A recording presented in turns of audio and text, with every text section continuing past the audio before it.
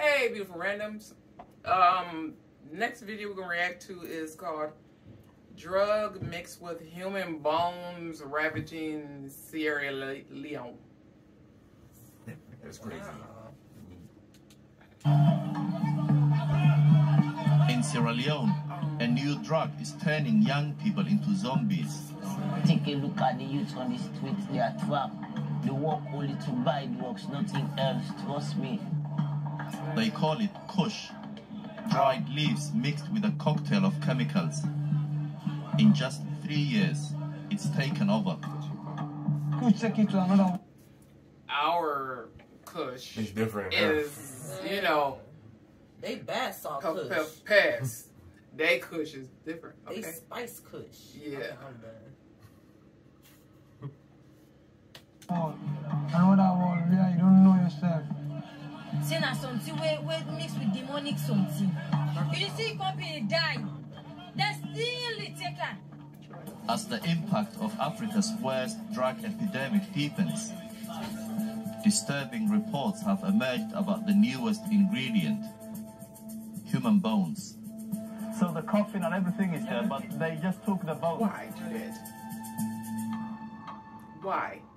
They smoking. Freetown, home to 1 million people. It's a vibrant trading hub famous for its beaches.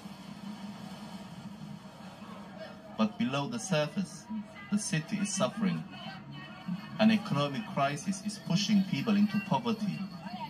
At 20p a joint, Kush offers a cheap but temporary escape. Every day, the drug consigns more lives to the downside. Because of drugs, I did not concentrate on music. Because of drugs, I did not concentrate on studies. Because of drugs, I did not concentrate on writing. Because of drugs, I did not concentrate on anything. 25-year-old Abu Bakr once dreamt of winning a Grammy. When he took up Kush a year ago, his family kicked him out. Now, he lives at the city's rubbish tip, along with more than 1,000 others.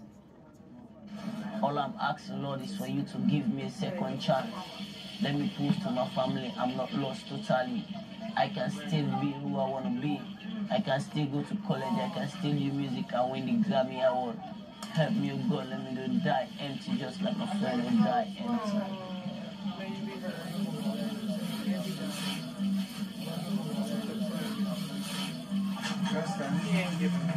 Most of the people here are young men. When they are not high, they search the rubbish for anything that can be solved. The money goes straight on their next hit. I got no respect in the street, no one care about me, no family, no friend. Fathers abandon me, mothers abandon me, nobody wants to know about me because of this Kush. Al-Haji is 22. He got hooked after a friend gave him a joint 2 years ago. I went to the ghetto and buy another one and smoke it. You know, I said, oh, really, this is so sweet. Can I think more? That's how this started. So now I'm an addict, you know. But I'm trying to quit it, and I will quit it by the grace of God. This is not me. This is not real me. My goal was to be a doctor, but not this is not a doctor. This is I don't know. This is another man. Although Kush is illegal, it's bought and sold here openly.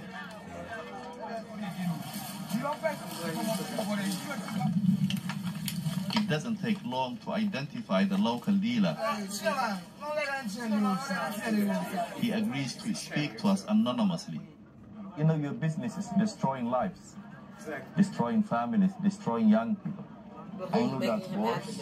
Job are not available, that's why we are doing it. So this is, you're saying this is the only way you can earn money? Yeah, this is the only way. Can you tell us the components? I don't know because don't mix it. When they come with it, we buy. We are the small dealer. It is good, we buy. It is not good, we not buy.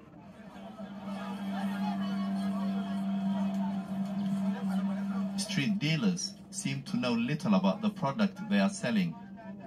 Analysis has shown opioids like fentanyl and tramadol are often mixed in. But in the last few months, shocking rumors have emerged about a new ingredient. Police suspect people are grinding up human bones and adding them to the mix. We have come to one of the main cemeteries in Freetown because we are told that local communities are forming groups to stop the grave robbers. They are called Friends of the Dead. We are not like friends to go to talk to the dead. David Dean is the man in charge here. Just take a documentary of here. Yeah, he agrees to show me around. We have many destructions. Even this is all that. There is not even remains inside here.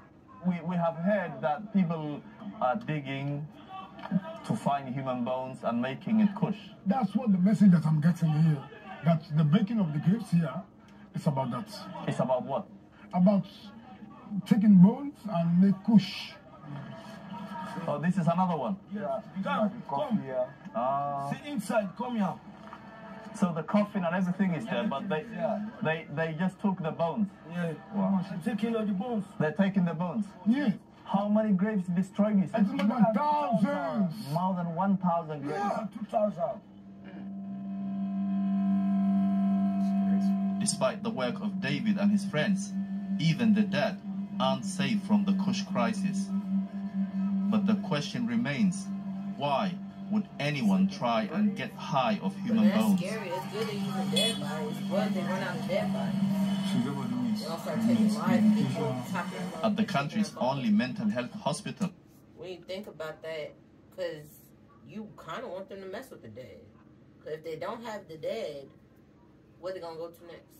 They're going to keep being dead people. Unaliving They'll them. get unaliving them, my bad. They don't start unaliving people because, like, come on now.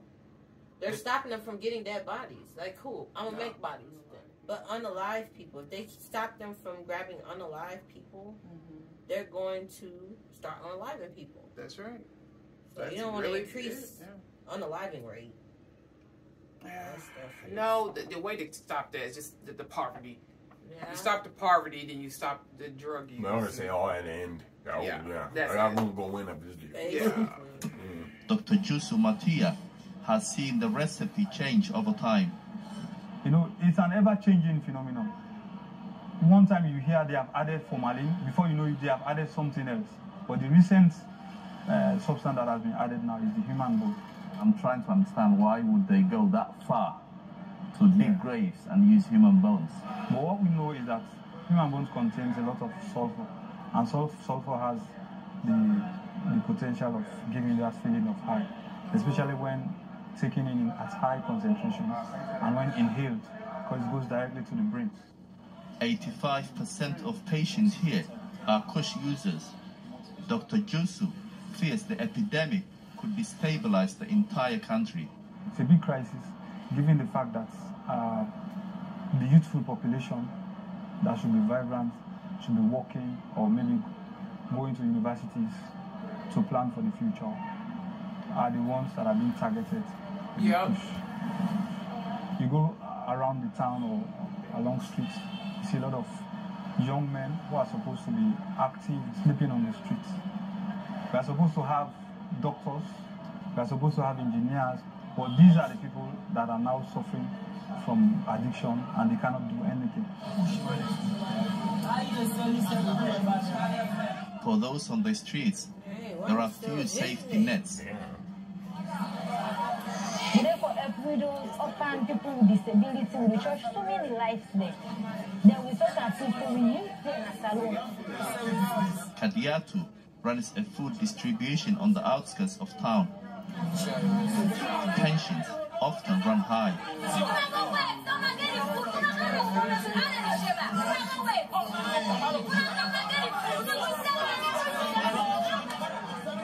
Who's honorable, who's ministers, we don't put them up at these drugs. And these drugs, if you didn't sell in the next 10 years, believe me, only get you. Everybody they wipe off. So many families they don't scatter because of these drugs. Now drugs no paying to no person no go the enemy may no go and see about these drugs. Kadiatu is looking after a 6-week-old baby. His mother is living in the charity's rehab center. Born a kush addict, he is suffering from withdrawal. It's really tormenting. Even right now, they don't watch, they don't eat, but the bed the thing, the doctor said the thing they say is already better and making the behave soon. So we get Emmanuel, God with us. Like many children, Emmanuel's life has already been shaped by kush. For his mother, he is now the ultimate motivation to get clean.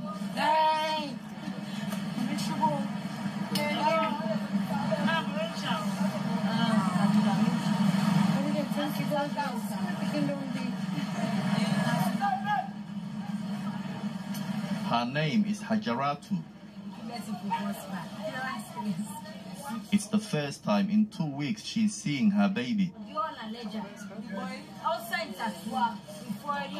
She became an addict after family breakdown left her homeless.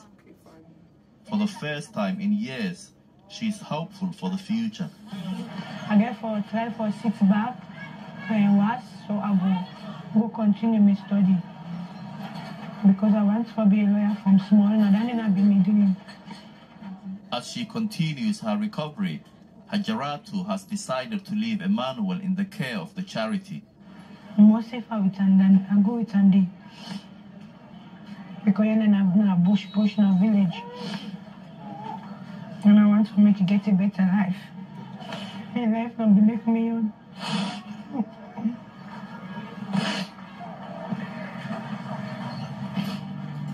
Children here are faced with 2 realities. Daily life with all its hardships, or the deadly illusion which kush provides. The path they choose will determine Sierra Leone's future. That's good they shared this. This needs to be told. Well, it's more important not you have black traders, guys. You don't. Yeah. Yeah, that's what causes everything. We got millionaires in Africa, billionaires, all that stuff, and it's happening. Yeah. It's ridiculous because we already know poverty Brings crime. And you end it easily by just stopping the poverty. Yeah. They don't want to end it though. They don't, because all those people were super young. It's obviously that was on purpose to make the young addicted so that they won't become someone or something.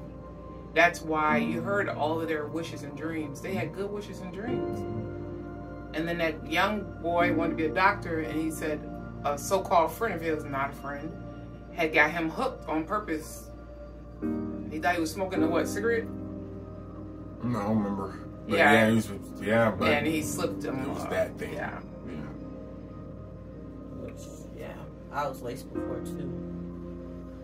But then it hit pretty good, so I said, hey, it ain't that bad. Mm-hmm. So it's just easy, y'all. Just be careful with people. Don't be sharing blunts with people. Don't be watch that person roll up. All of that. Y'all just be safe out here. Because it's not just happening out there, it's happening out here too. Yeah. We having all that people that's supposed to be something great and end up falling into addiction. So y'all just be careful out here. That stuff ain't easy to get over. That's right. And you matter. Do not give up. Thanks for watching, guys.